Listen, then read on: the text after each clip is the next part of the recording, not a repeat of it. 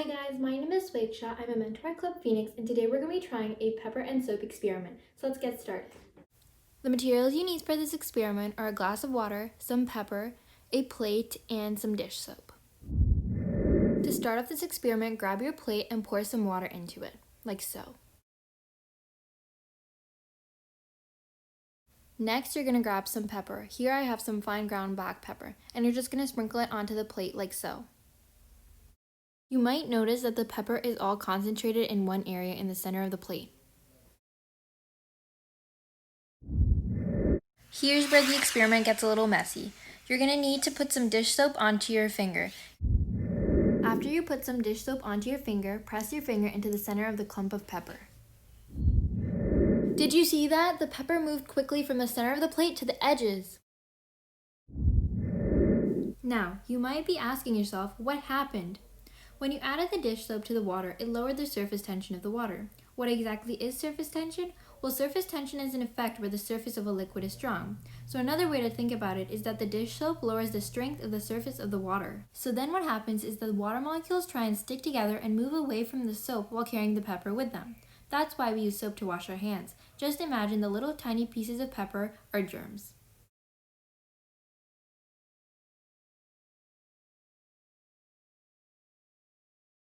Hey guys, I'm Ray from the Club Phoenix team, and today we're going to be making 3-layer density columns. First, you'll need a few materials. You should get a see-through cup, some water, a little bit of oil, some dish soap, and additionally, if you would like to grab some colored dye, you can, but this is optional. Also, if you don't have dish soap or oil, a few alternatives are alcohol, carrot syrup, and honey. First, you should take the water and pour it into the cup until it's about half full.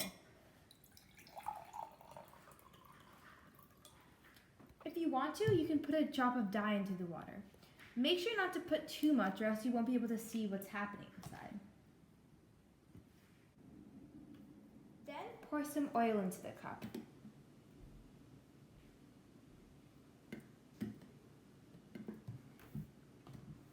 Notice how the oil sits on top of the water perfectly and they don't mix?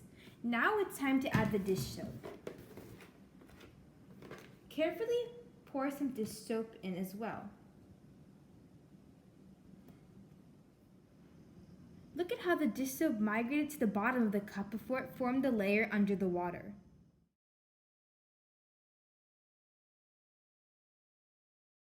Do any of you know why this happens? Well, it's due to a term called density. Density is a word we use to describe how much space an object or a substance takes up, or its volume, in relation to the amount of matter in that object, its mass. If a substance is heavy, it will sink to the bottom of the column. So the dish soap is heavier than the water and the oil is lighter than the water and dish soap. This can be observed by the order of the layers in the liquid. Alright, that's it for now. I'll see you for a new video next month. Bye!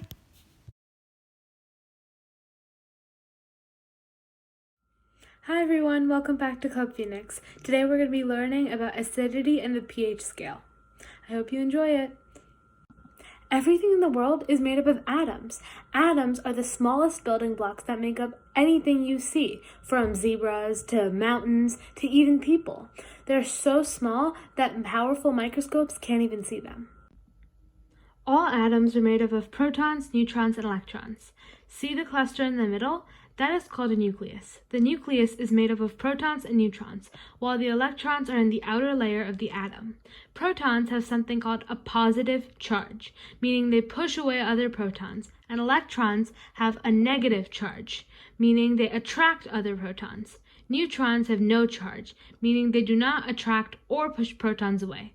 Different atoms can have different number of protons, neutrons, and electrons to look unique, which is why a desk is made of a different substance than water. Now, there is something called a hydrogen ion that applies to what we're learning about today. A hydrogen ion is an atom that has one proton, and the number of protons is not equal to the number of electrons. When something is referred to as acidic, it just means that the mixture releases a lot of these hydrogen ions. When something is known as basic, which is also known as non-acidic, it releases hydroxyl ions, which are made up of oxygen and hydrogen ions mixed together. Now, let's talk about the pH scale. The pH scale ranges from 0 to 14. 7 is the most neutral, meaning it does not release either type of ion.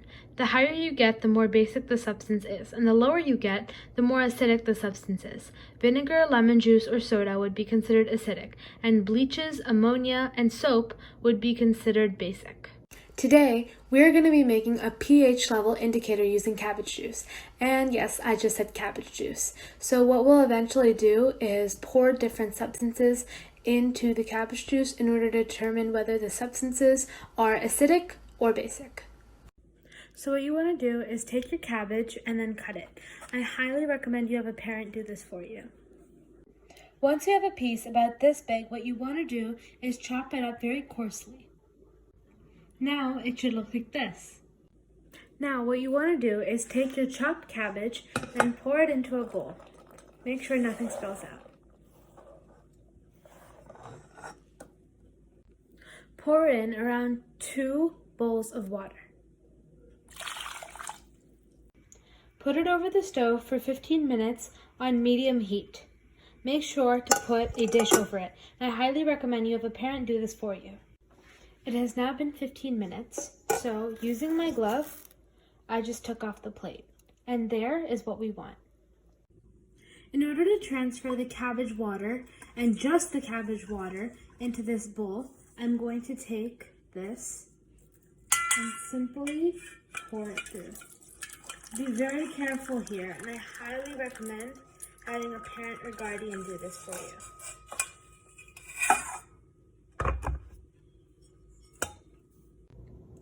It should now look like this. Pour your cabbage water into this glass and only use a little bit of it.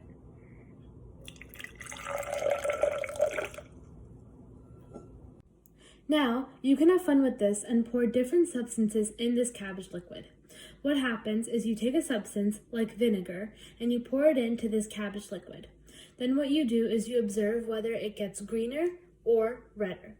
If the mixture gets green, that means it's basic, or more towards the basic side. If it gets redder, that means it's more acidic.